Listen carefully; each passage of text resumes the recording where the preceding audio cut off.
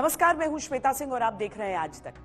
प्रधानमंत्री नरेंद्र मोदी लगातार यह कॉन्फिडेंस दिखा रहे हैं कि मोदी सरकार की हैट्रिक लगेगी। उनके तमाम मंत्री और नेता भी यही बात कहते हैं। लेकिन जो सबसे ताजा फॉर्मूला उन्होंने एनडीए के 400 पार जाने का दे दिया, उसके बाद सब सवाल पूछ रहे हैं कि 400 पार ये आखिर कैसे होगा। हमारी सरकार का तीसरा टर्म दूर नहीं है। कुछ लोग इसे मोदी 3.0 कहते हैं। बीजेपी को 370 सीट और एनडीए को 400 पार। देश का मिजाज एनडीए को तो 400 पार कर पाई के रहेगा। उन्होंने जो 400 सीट एनडीए के लिए आशीर्वाद दिया है, आपके आशीर्वाद मेरे सर आंखों पर। अब की बार पूरा देश कह रहा है, अब की बार राजनीति में इतना आत्मविश्वास आसान नहीं, तब जबकि 2 कार्यकाल बीत चुके हों और तीसरे कार्यकाल के लिए जनादेश मांगने जनता के दरबार में जाना। लेकिन फिर इसी राजनीति में ये नारा भी कई बार सही साबित हुआ है कि मोदी हैं तो मुमकिन है। मोदी जी के प्रति अटूट विश्वास है।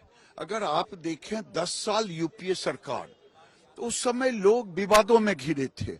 मोदी जी का 10 साल एनडीए का उम्मीदों में रहा, विश्वास में रहा। मोदी के प्रति अटूट विश्वास रहा कि मोदी है तो मुमकिन है। प्रधानमंत्री मोदी जी ने देश के लिए जो नींव रखा है, 10 साल में भारत को एक ताकतवर राष्ट्र के रूप में जो बना के रखा है, और अगले 25 साल के अंदर अमृत काल में भारत को पूर्ण रूप से विकसित राष्ट्र बनाना, और 1000 साल में भारत कहाँ होना चाहिए, उतना दूरदृष्टि प्रधानमंत्री ने देखा और देश के सामने में हर एक काम को बिल्कुल साफ साफ रखा।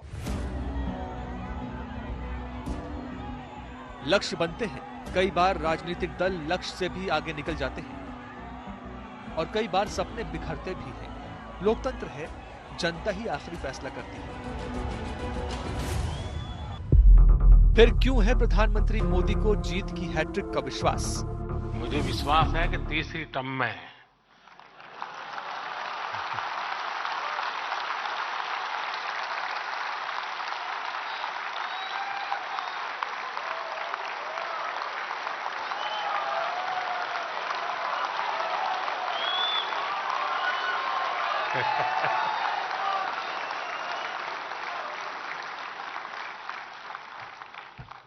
चलिए, समझदार को इशारा काफी होता है। क्यों प्रधानमंत्री मोदी को है प्रचंड बहुमत का भरोसा? मैं देख रहा हूं देश का मिजाज एनडीए को तो 400 पार कर पाई के रहेगा, लेकिन भारतीय जनता पार्टी को 370 सीट अवश्य देगा।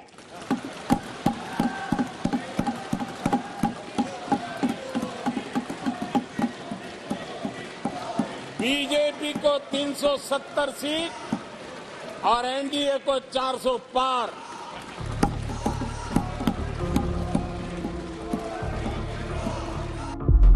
क्यों प्रधानमंत्री मोदी भर रहे हैं अब की बार 400 पार की हुंकार? अब की बार पूरा देश कह रहा है, अब की बार क्या अयोध्या की धरती से उत्तर भारत में दिखता जन समर्थन का भारी शोर है जो प्रधानमंत्री मोदी को बड़ी जीत के लिए आश्वस्त कर रहा है? उत्तर प्रदेश ने 22 जनवरी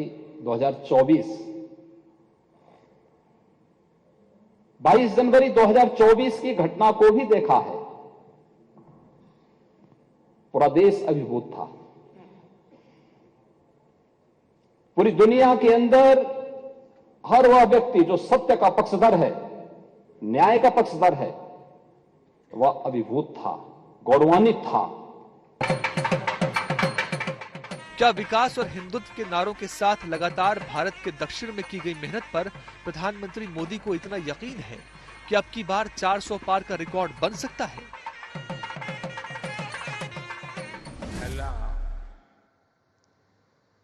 करालियरकुम एंडे नन्ना नमस्कार।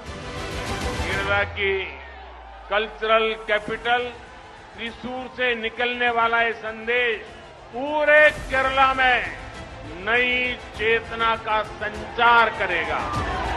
आने वाले समय में हमारी माताओं, बहनों, बेटियों के लिए अवसर ही अवसर आने वाले हैं, क्योंकि आपके पास है मोदी युडे गारंटी।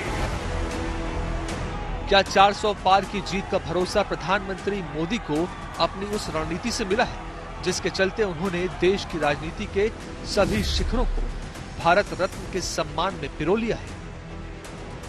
यह 400 पार के आत्मविश्वास के पीछे है 10 साल के वो निर्णय जिनके आधार पर लाभार्थियों की नई परिभाषा खुद पीएम मोदी ने रची है। ये बजट विकसित भारत के 4 स्तंभ युवा, गरीब, महिला और किसान सभी को एम्पावर करेगा।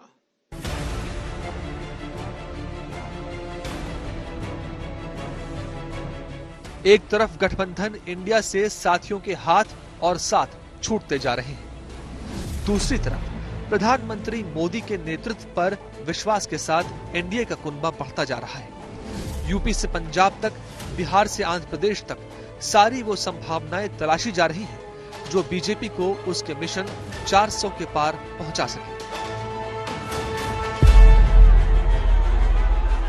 चुनाव में अभी समय है।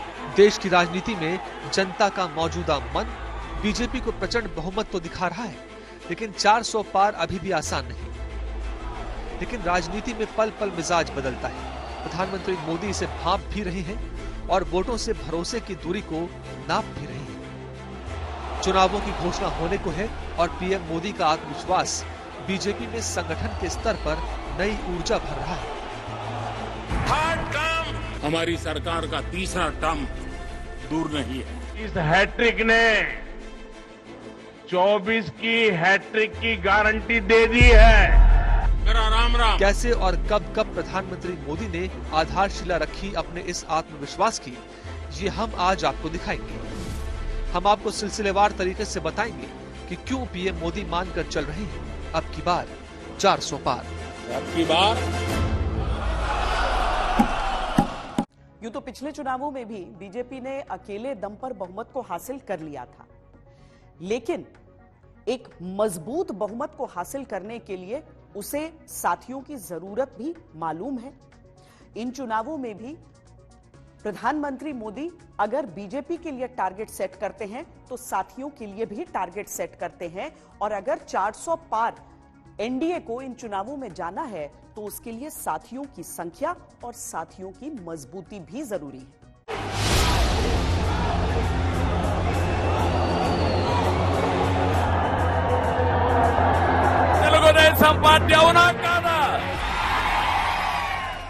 राजनीति में जब ये कहा जाता है कि किसी के साथ दुश्मनी स्थायी नहीं होती, तो इसके पीछे का तर्क ये होता है कि हर एक फ्रेंड जरूरी होता है, और जब लक्ष्य बड़ा हो तो हर एक फ्रेंड और भी जरूरी हो जाता है। तब मन की गांठें भी खुल जाती हैं और हमेशा के लिए बंद हो चुके दरवाजे। आप लोगों के लिए भाजपा के दरवाजे हमेशा के लिए बंद हो चुके हैं। दरवाजे ना खुले तब भी संभावनाओं की खिड़कियां तो खुली ही रहती हैं। इसी रास्ते लौट के नीतीश फिर एनडीए में आए। मैं नीतीश कुमार सत्य निष्ठा से प्रतिज्ञान करता हूं कि मैं विधि द्वारा स्थापित भारत के संविधान के प्रति सच्ची श्रद्धा और निष्ठा रखूंगा।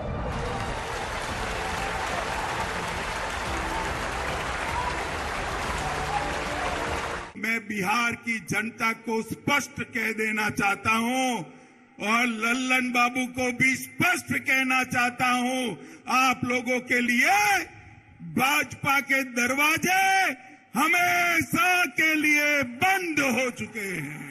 पहले जहाँ थे अरे भैया नीचे ही कीजिए, लेकिन अब नीचे कैसे कर दें? दरी हो गए, अब सब दिन के लिए परमानेंट कर ही रहेंगे। चंद्रबाबू नायडू रास्ते बना चुके हैं। इस बार चंद्रबाबू नायडू के लिए एनडीए के दरवाजे हमेशा के लिए बंद कर दिए गए हैं। आपको वापस आने की कोई जगह नहीं मिलेगा। Who asked him to open that doors? I asked him, I begged him. What is talking all rubbish? बात चवन्नियों की थी, लेकिन राजनीति में चवन्नियां चलती कहां हैं? यूपी में हैंडपंप कमल को सींचने के लिए तैयार है। मैं कोई चवन्नी हूं जो ऐसे करके जो है पलट जाऊंगा? आप भाजपा के साथ हाथ मिला रहे हैं? देखिए, कोई कसर रहती है। आज मैं किस मुंह से इनकार करूंगा आपके सवाल? कोई ना ही नहीं है। मैं जितने भी अकाली भी लौट आएंगे तो कुनबा और बड़ा हो जाएगा और इसका असर चुनावों पर और उनके नतीजों पर पड़ना तो तय है। जीत की जो भूख है वो एक साइड में दिखाई दे रही है, इतनी ज्यादा कि जैसा अभी आपने समझाने की कोशिश की कि जयंत चौधरी के आने से क्या बीजेपी को फर्क पड़ जाना है, लेकिन मैसेजिंग क्या है? छोटे छोटे पार्टी जिस तरीके से उनको साथ में लेकर के आने की कोशिश, अपना दल जैसे एक पार्टी को, छोटी पार्टी को भी कितनी इंपॉर्टेंस, और वो दो पे कांस्टेंट रहते हैं। दो सीटें उनकी है, दो जीत कर लाते हैं। और एक व्यक्ति जिसके नाम पर वोट पड़ रहा है, वो व्यक्ति अपने आप को इस देश के एक म्युनिसिपैलिटी इलेक्शन के लिए भी उतना ही झोंकता है जितना कि लोकसभा के चुनाव के लिए झोंकता है। मुझे लगता है आने वाले 3 महीने इस लोकतंत्र के अपने पूरे महासमर को देखने में बहुत इंटरेस्टिंग होंगे।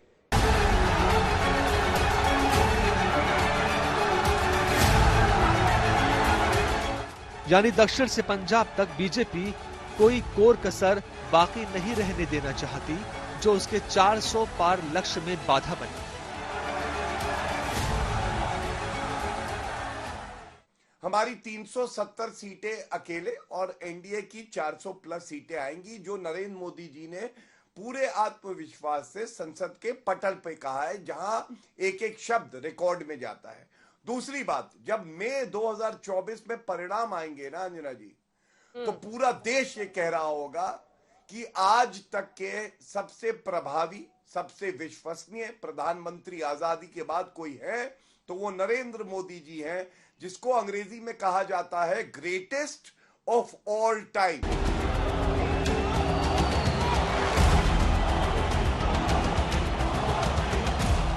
बीजेपी के 400 पार वाले आत्मविश्वास के पीछे सिर्फ अपने कुनबे की बढ़ती ताकत ही नहीं, बल्कि जिस तरह विपक्ष लगातार बिखर रहा है उससे भी विश्वास बढ़ा है। कांग्रेस की न्याय यात्रा पश्चिम बंगाल में पहुंची तो विवाद हुआ। महाराष्ट्र पहुंचती उसके पहले ही मिलिंद देवड़ा ने कांग्रेस छोड़ दी। बिहार पहुंचने वाली थी तो नीतीश बाबू गठबंधन का पूरा महल ही दरका गए। यूपी आने से पहले जयंत चौधरी भी अच्छे संकेत नहीं दे रहे। एनडीए में उत्साह है तो विपक्षी खेमे में मायूसी। कुछ नहीं, जो भाग रहे हैं उनका चरित्र भागने वाला है, फिर हो सकता है वापस आ जाए। जैसे जयंत चौधरी का कहा जा रहा है कि वो बीजेपी में जा रहे हैं।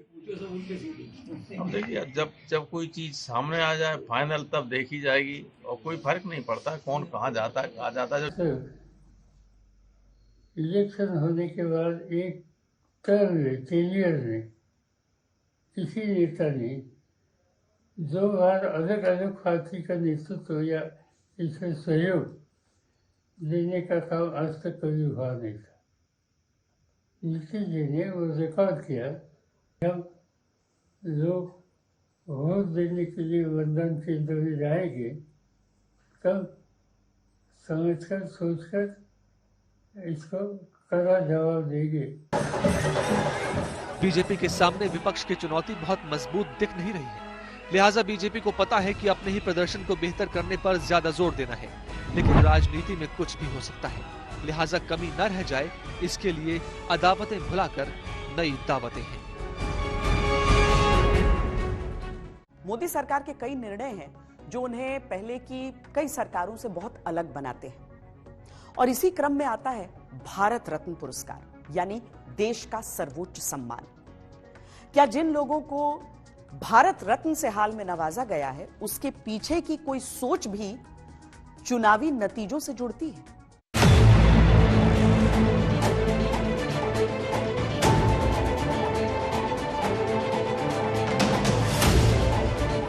किसान को भारत रत्न मिला, इसमें कांग्रेस के जहन में क्या आग लग गई?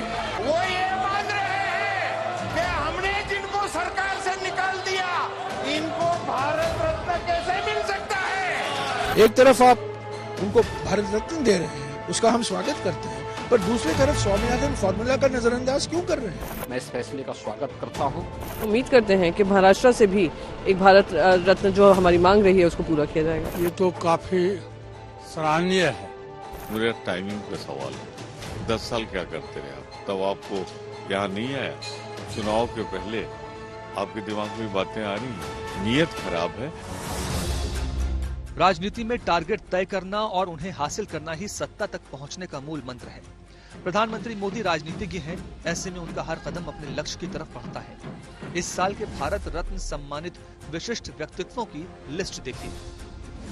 भारत रत्न कर्पूरी ठाकुर, लक्ष्य बिहार सहित अति पिछड़े वोटर। भारत रत्न लाल कृष्ण आडवाणी, लक्ष्य हिंदुत्व की राजनीति से जुड़े सभी हिंदू।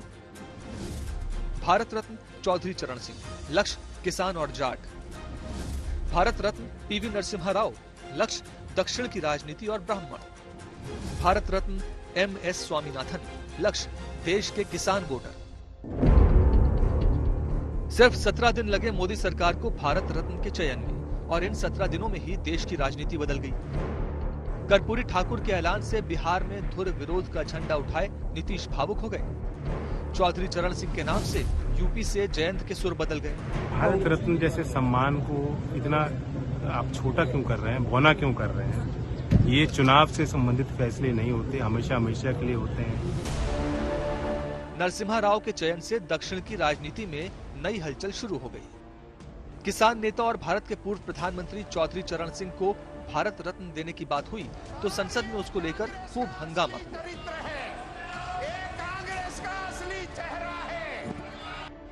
नरसिम्हा राव को भारत रत्न देने की मांग उनके परिवार की काफी पुरानी थी।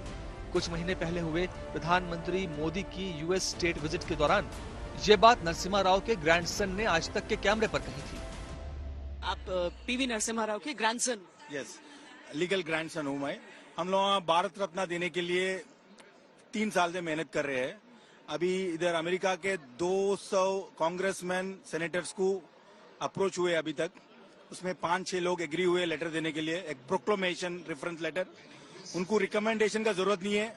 दुनिया में आप किसी से भी पूछ लो, why PV Narasimha Rao deserve a Bharat Ratna, 100 out of 100 will say he must get Bharat Ratna. प्रधानमंत्री मोदी को ये ध्यान रहा और उन्होंने समय पर इस मांग को भी पूर्ण किया। हालांकि इसको लेकर भी राजनीति होनी थी और हो रही है। उनको दिया तो, और नरसिम्हा राव जी ने तो उनको मस्जिद ढाने के लिए मदद भी की थी, तो दिया तो ठीक है ना। सबसे बड़ी बात है चौधरी चरण सिंह का साहब को दिया, जो सही माने में जनता के नेता थे। भारत रत्न एक ऐसा सम्मान है जिसे दलगत राजनीति से ऊपर माना जाता है। विपक्ष की मुश्किल ये हो गई कि ना तो वो खुलकर मोदी सरकार के फैसले का विरोध कर सकता है, ना ही समर्थन। लेकिन राजनीति है, प्रतिक्रिया तो मांगी ही जाएगी और दबी जुबान से जय जयकार भी है। जितने लोगों को भी भारत रत्न मिला है, मैं उनको बहुत बधाई और शुभकामनाएं देता हूं। जितने भी किसान नेता और जितने भी दलों ने जो समय समय पे मांग की थी, उन सबको बधाई और धन्यवाद, जिनकी के परिणाम आज दिखाई दे रहा है कि देश के पूर्व में रहे प्रधानमंत्री, किसान नेता, और उन्होंने पूरी जिंदगी अपनी लगा दी थी गरीब किसान को खुशहाली के रास्ते पे लाने के लिए। तीनों भारत रत्न थे, भारत रत्न हैं और भारत रत्न रहेंगे। भारत रत्न के ऐलान से किसान वोटर्स साधे, जातियां साधी, एनडीए में साथी जोड़े, आत्मविश्वास बढ़ना लाजमी है बीजेपी का। लेकिन वोट में ये कितना बदलेगा, ये सवाल नतीजा आने तक बने रहेंगे। उत्तर भारत के कई राज्य रहे जहां बीजेपी ने सारी की सारी लोकसभा सीटें जीत ली। अब उनका प्रदर्शन उससे बेहतर हो नहीं सकता है, उसे मेंटेन करने की आवश्यकता बीजेपी को है। लेकिन बढ़त अगर उसे सीटों की चाहिए तो वो चाहिए उन राज्यों में जहां पर उसका प्रदर्शन अच्छा नहीं रहा था, यानी दक्षिण भारत के राज्य। केरला एंडे अम्मा मारे, सहोदरी मारे, नारी शक्ति का सामर्थ्य कितना बड़ा होता है। केरला की बेटियां ने भारत की आजादी, संस्कृति और संविधान के निर्माण में महत्वपूर्ण भूमिका निभाई है।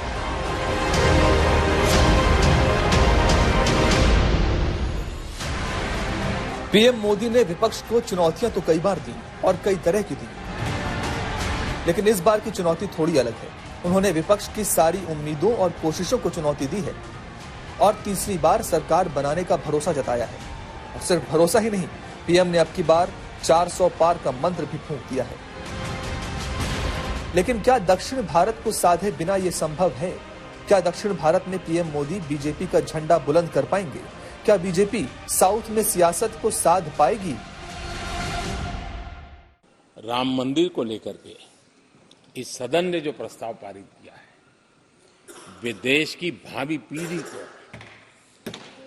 इस देश के मूल्यों पर गर्व करने की संवैधानिक शक्ति देगा। ये सही है कि हर किसी में ये सामर्थ्य नहीं होता है कि ऐसी चीजों में तो कोई हिम्मत दिखाते हैं, कुछ लोग मैदान छोड़ के भाग जाते हैं, लेकिन फिर भी भविष्य के रिकॉर्ड को देखेंगे तो आज जो व्याख्यान वो हुए हैं, जो बातें रखी गई हैं, उसमें संवेदना भी है, संकल्प भी है, सहानुभूति भी है और सबका साथ सबका विकास के मंत्र को आगे बढ़ाने का उसमें तत्व भी है।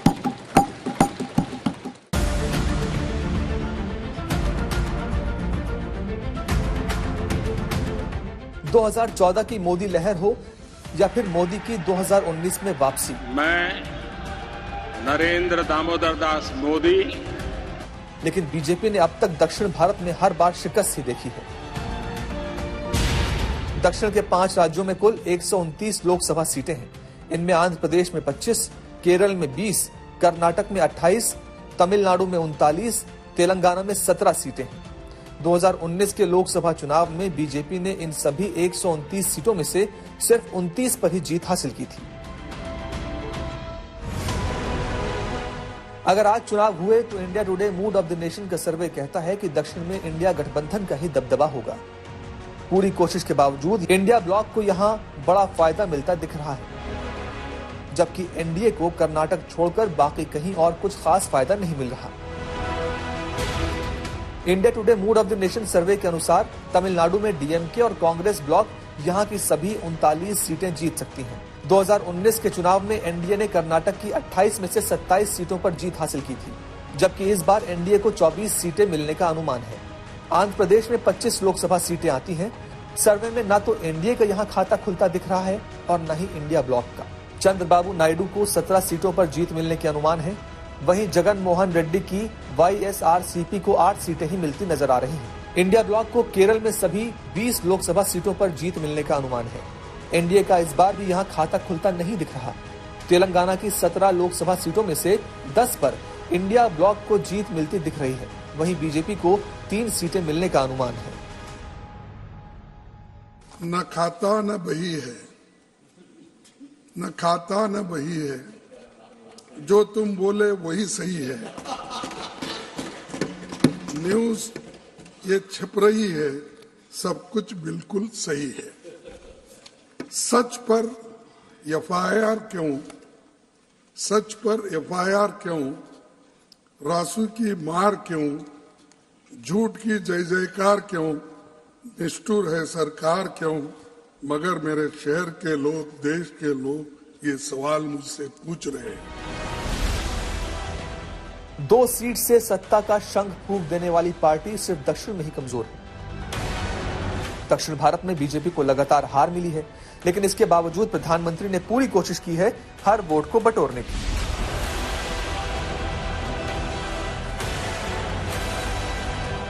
राम मंदिर प्राण प्रतिष्ठा का वक्त आया तो दक्षिण के मंदिरों में पूजा और आरती की। पोंगल का त्योहार आया तो केरल में उत्सव में हिस्सेदारी की।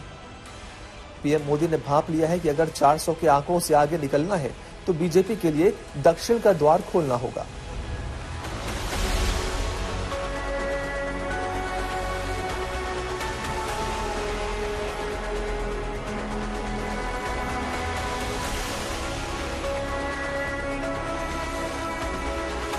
ये सच है कि हर लोकसभा चुनाव में नरेंद्र मोदी ने कमाल ही किया है, लेकिन इस बार चुनौती बड़ी है।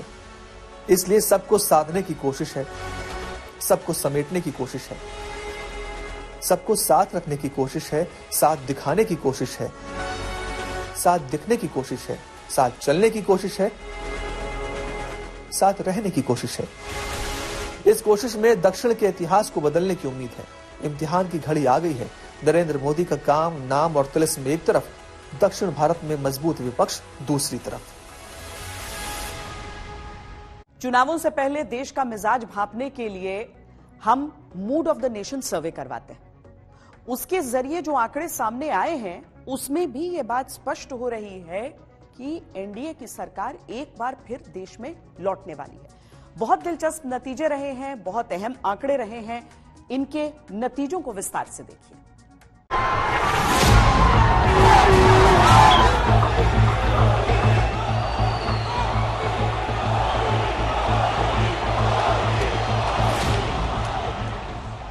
लोकसभा चुनाव में क्या एनडीए हैट्रिक लगाएगा या विपक्ष कुछ कमाल कर पाएगा? पार्लियामेंट में ओबीसी वर्ग को भागीदारी की क्या जरूरत? मैं ओबीसी हूं। इसे समझने के लिए इंडिया टुडे ने सी वोटर के साथ मिलकर मूड ऑफ द नेशन सर्वे किया। ये सर्वे सभी 543 लोकसभा सीटों पर हुआ। 1.5 महीने तक चले इस सर्वे में करीब 1.5 लाख लोगों को शामिल किया गया। 35,000 लोगों से सीधे बात की गई।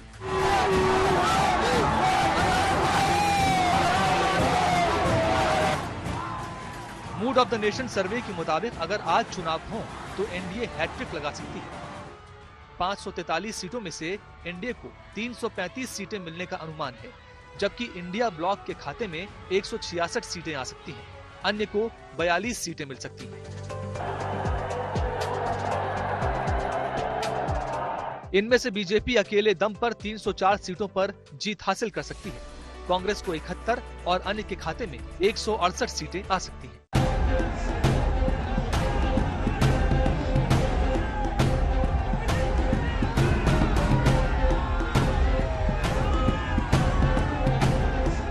वहीं वोट शेयर के हिसाब से देखा जाए तो एनडीए गठबंधन को 44% वोट शेयर मिल सकता है। इंडिया गठबंधन को 38% और अन्य का वोट शेयर 18% रहने की उम्मीद है।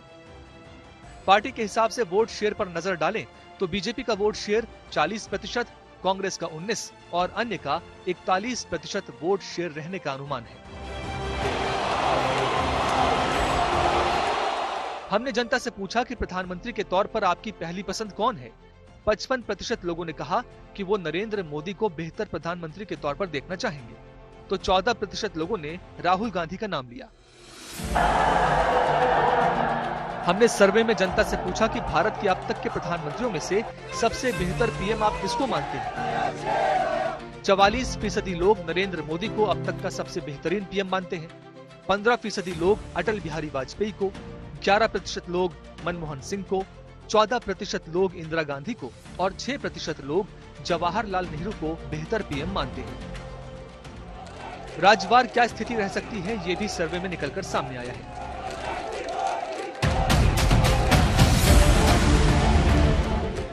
उत्तर प्रदेश में सर्वे के मुताबिक बीजेपी को 70 सीटों पर जीत मिल सकती है। समाजवादी पार्टी को 7, अपना दल को 2 और कांग्रेस को 1 सीट मिलने का अनुमान है। उत्तराखंड में बीजेपी क्लीन स्वीप करती हुई दिखाई दे रही है। यहां लोकसभा की 5 सीटें हैं जिन पर बीजेपी जीतती हुई दिखाई दे रही है। बिहार में एनडीए गठबंधन को 40 में से 32 सीटें मिलती हुई दिख रही हैं। झारखंड की 14 लोकसभा सीटों में से 12 एनडीए को मिल सकती हैं। झारखंड मुक्ति मोर्चा को 2 सीटें मिल सकती हैं।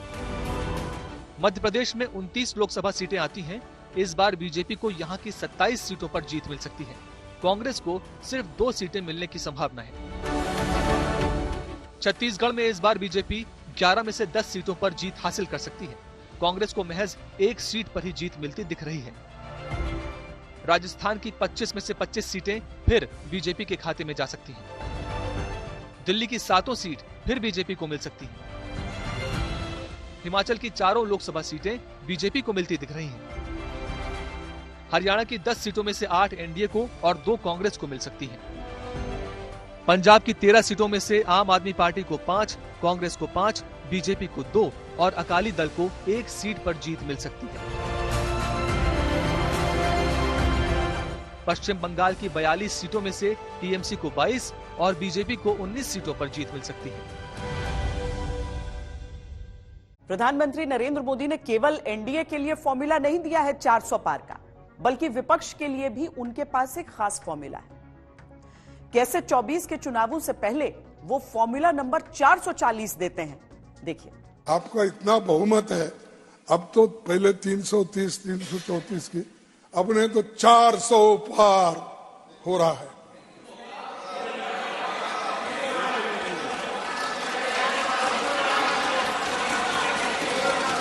अरे 400,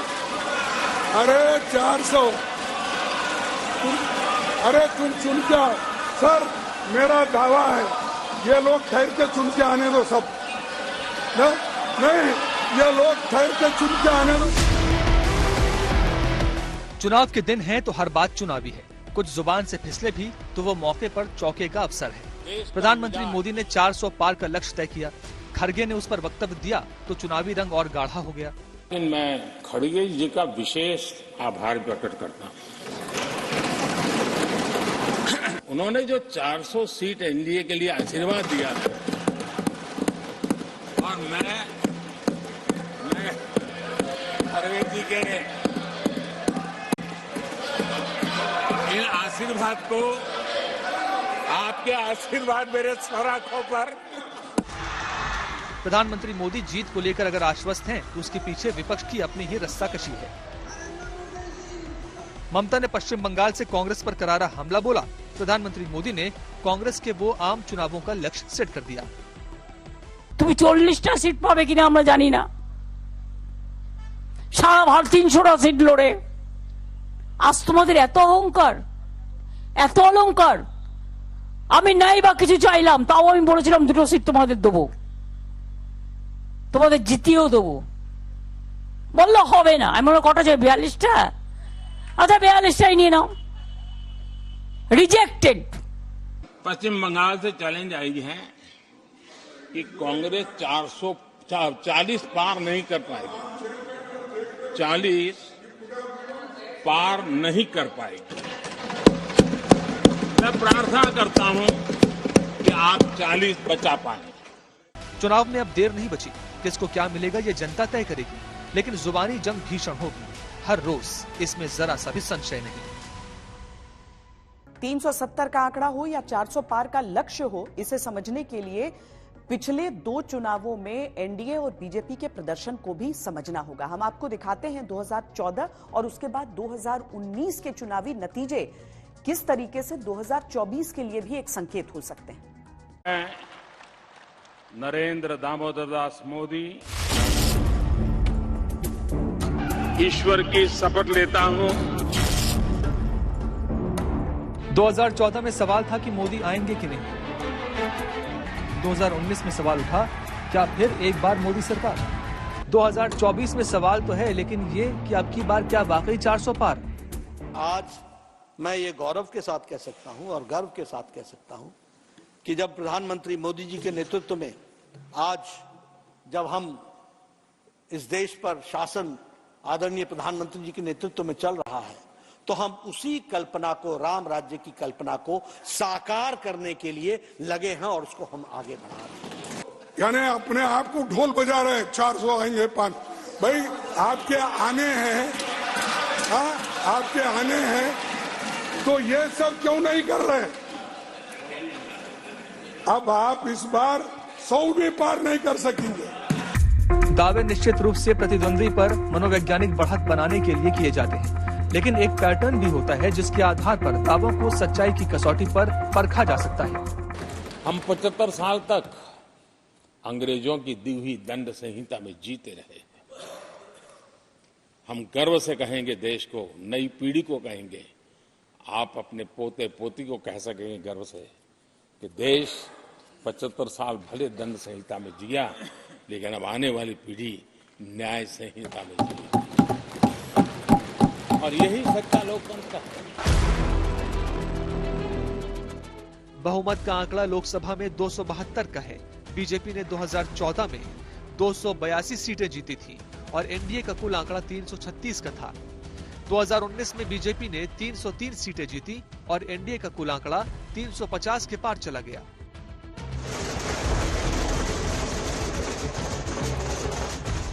पिछली 2 बार के शानदार प्रदर्शन से उत्साहित बीजेपी ने इस बार 400 पार का लक्ष्य रखा है और जब लक्ष्य बड़ा हो तो सारे साथियों की जरूरत होती है।